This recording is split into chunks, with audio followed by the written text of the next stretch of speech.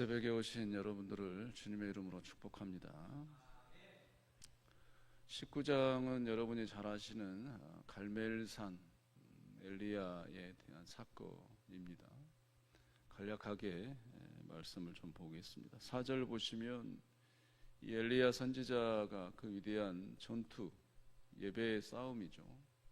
또 참신이 누구신가라는 싸움에 있어서 승리를 한 이후에 반전의 모습을 하고 있습니다.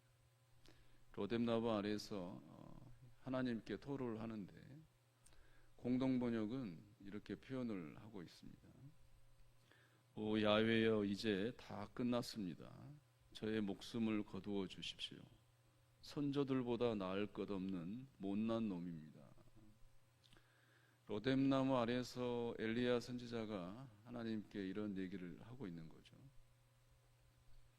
죽여 주십시오. 다 이제 끝났습니다. 저는 못난 놈입니다. 문제는 이 상황을 보았을 때 이 엘리야에 대한 어차피 해석이죠. 이 상황과 자기 목숨을 다 포함해서 또 이후에 봤듯이 이스라엘의 참 선지자, 하나님의 참신, 하나님의 말씀, 그 길을 제시할 사람은 오직 나만 남았는데 이제는 다 끝났습니다.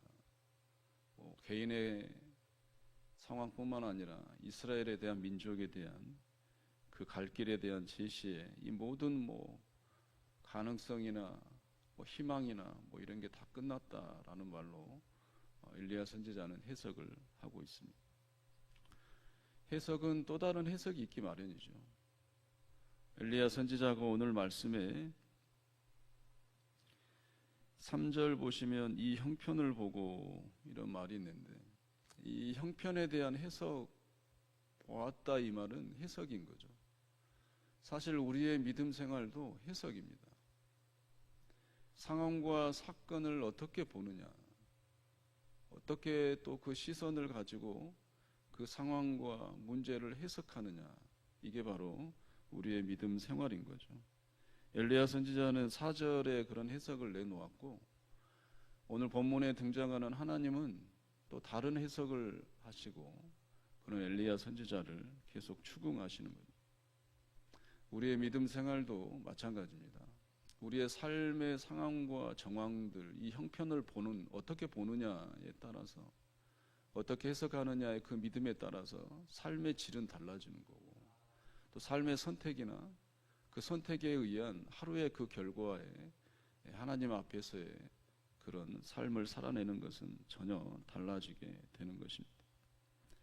6절 보시면 결코 우리 하나님은 포기하지 않으시죠. 천사를 보내십니다.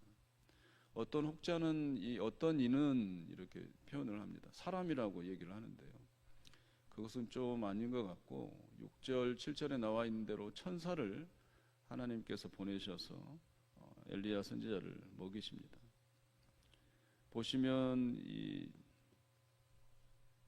6절 7절에 보시면 다 와서 또다시 와서 어루만짐에 이르되 일어나 먹으라. 내가 갈 길을 다 가지 못할까 하노라. 이 말씀은 원문상으로는 내가 가야 할 길이 너무나 크다, 이런 말입니다. 아직 멀다라고 의역이 되어 있지만 이 원문에는 보면 가야 할 길이 아주 크다, 이렇게 되어 있습니다. 엘리야 선지자는 지금 멈춰 있지만 믿음에 대한 해석, 믿음의 해석이라고 해야 될까요?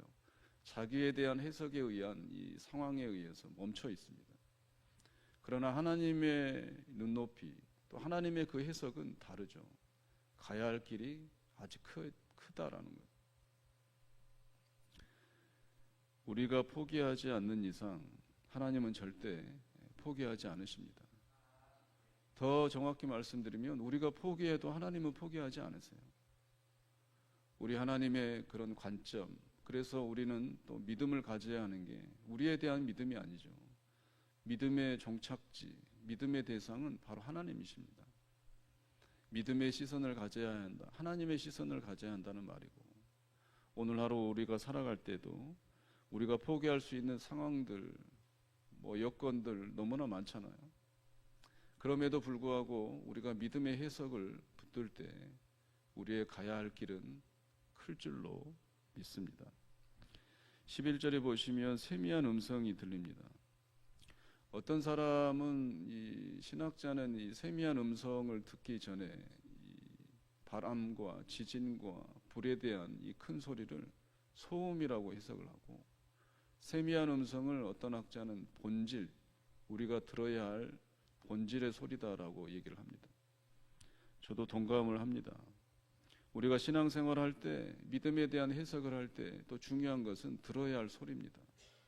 바람 소리, 지진 소리, 불로 보여지는 광경에 또 불에 태워지는 이 모든 소리, 그런 소리들이 소음이다라고 말하는 거죠. 세상의 소리는 다 소음입니다. 그러나 우리가 들어야 할 본질의 소리는 세미한 소리, 곧 뭡니까? 하나님의 소리죠. 오늘 세상 속에 살아가시지만 그러한 소음들이 많이 들리실지라도 믿음의 사람, 우리들은 하나님의 그 본질의 소리를 절대 놓쳐서는 되지 않습니다. 기독교 영성가 헨리 나우엔이라는 사람이 있습니다. 아주 유명한 사람이죠. 이분이 사랑의 세미한 소리를 라는 책을 썼는데 아주 중요한 얘기를 또 기록을 했습니다. 좀 소개해드리면, 당신이 좋은 사람이라는 것을 증명해봐. 자기 스스로 부끄러운 줄 알아야지. 너를 진정으로 걱정해 줄 사람은 없어. 성공하고 인기도 끌고 권력도 잡아야만 해. 이런 소리가 소음이라는 거죠. 그러나 이 시끄러운 소리들 밑에는 너는 내가 사랑하는 사람이야. 나의 은총이 내게 있어. 나의 사랑하는 자야. 나는 너를 사랑해. 이런 소리를 우리는 이 소음 가운데 본질의 소리를 들어야 한다라고 헨리 나우엔은 쓰고 있습니다. 이 소리를 듣는 길은 뭐냐? 이 영성가는 기도라는 거죠. 우리가 하나님 앞에 기도할 때 본질의 소리를 듣는 게, 또 기도회를 통해서 우리가 결론적으로 마침표를 찍어야 하는 하나님의 그 음성은 너는 내가 사랑하는 사람이야. 나의 은총이 내게 있어. 나는 너를 사랑해. 이런 하나님의 음성을 듣는 게 그 목적이 기도라는 것입니다. 기도를 하면 할수록 이런 하나님의 세미한 음성이 선명해지시기를 간절히 소원합니다. 세상에서 또 부대끼고 또 열심히 살아낸 삶 가운데 이런 하나님의 그런 음성이 흐릿해지지 않고, 엎드리면 엎드릴수록 그런 하나님의 음성이 크게 또 여러분들에게 들려지시기를 간절히 소원합니다. 그 소리는 9절 13절에 있어요. 하나님께서 두 번 말씀하시죠. 엘리야야, 내가 어찌하여 여기 있느냐. 영어 성경은 어찌하여 여기 있느냐라는 말을 너는 여기서 무엇을 하고 있느냐 이렇게 번역을 해놨습니다. 이 말은 곧 뭡니까? 너가 할 일이 있다는 거예요. 너는 지금 사명자다, 이런 뜻입니다. 이런 해석을 가지고 왜 멈춰 있느냐? 여태껏 내 일을 해왔으면서 왜 여기 너는 지금 또 다른 해석으로 인해서 멈춰 있느냐? 여기서 지금 무엇을 하고 있느냐? 라고 하나님께서는 사명을 다시 일깨워 주는 거예요. 여러분들 호렙산, 이 호렙산은 별로 그렇게 좋은 산이 아닙니다. 물론 하나님의 산이라고 이런 수식어가 붙어 있어서 물론 소명의 산이기도 합니다만, 이 호렙이라고 하는 뜻은 그렇게 좋지 않아요. 하라브라고 하는 이 히브리어 원어인데 황폐하다, 황량하다라는 뜻입니다. 불모지 땅이에요. 사람으로 보자면 사람의 그림자도 볼 수 없는 땅입니다. 식물 전혀 없어요. 그런 산에서 지금 하나님은 묵고 계시는 거죠. 내가 할 일이 있다. 내가 가야 할 길이 크다. 여러분들이 세상 속에서 또 서 계시는 곳이 어떤 곳인지 모르겠지만 오늘 우리가 서 있는 그곳이 호렙산입니다. 하나님께서 물으시고 또 하나님께서 우리들에게 사명자로 부르시는 내가 지금 할 일이 있다. 여기서 하나님의 일을 하라라는 말씀하신 그곳이 오늘 여러분들이 서 계신 그런 곳입니다. 여러분들만 보내시는 게 아니라 남은 자도 보내세요. 오늘 본문에 보면 하사엘이 등장하잖아요. 하사엘의 뜻은 뭐냐면 하나님이 보신다라는 뜻이에요. 나만 가야 할 길이 큰 게 아니라 나와 더불어 나와 동역해서 하나님께서 쓰시는 사람이 또 있는 거예요. 하사엘이라는 사람이 하나님의 보시는 거예요. 이런 믿음을 갖고 사는 사람들이 내 주위에 있는 거예요. 그런 사람들이 여러분의 동역자입니다. 예후도 있습니다. 예후는 뭐냐면 그는 여호와시다. 하나님은 나의 하나님이시다. 하나님은 나의 여호와이시다라는 위대한 신앙 고백으로 남아있는 사람이 또 있는 거예요. 여러분만이 혼자가 아닙니다. 그런 외로움에 있지 말고 사람을 보내시고 그런 또한 나와 같은 사람을 또 쓰시는 그런 하나님을 기대하면서 하나님의 그 산 호렙에서 오늘 하루도 하나님의 일을 맡겨주신 그 사명을 감당하시기를 주의 이름으로 간절히 부탁드리겠습니다.